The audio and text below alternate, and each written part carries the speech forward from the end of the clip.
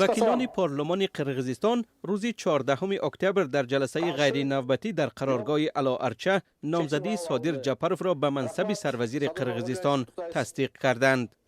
در برابر این هیئت نوی حکومت هم تصدیق شد که به گفته جپروف 15 یا 20% پرره نو است. جلسه پارلمانی که به قول خبرنگاران بخش قرقیزی رادیوی آزادی با اشتراک بیش از نصف وکیلان برگزار شد، با نامزدی معاونان نوی نخست وزیر هم موافقت کردند.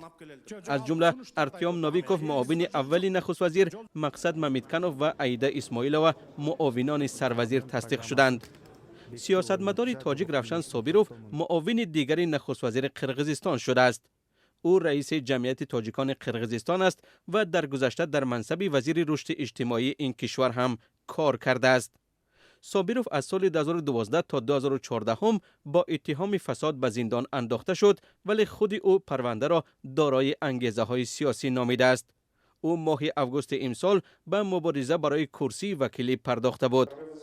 این در حالی است که روز گذشته پرزیدنت سارانبای جینبکوف گفت که با قرار گروه وکیلان مجلس در زمینه تعیین صادر جپروف سابق زندانی و محکوم شده برای آدمربایی به مقام نخست وزیری راضی نمی شود.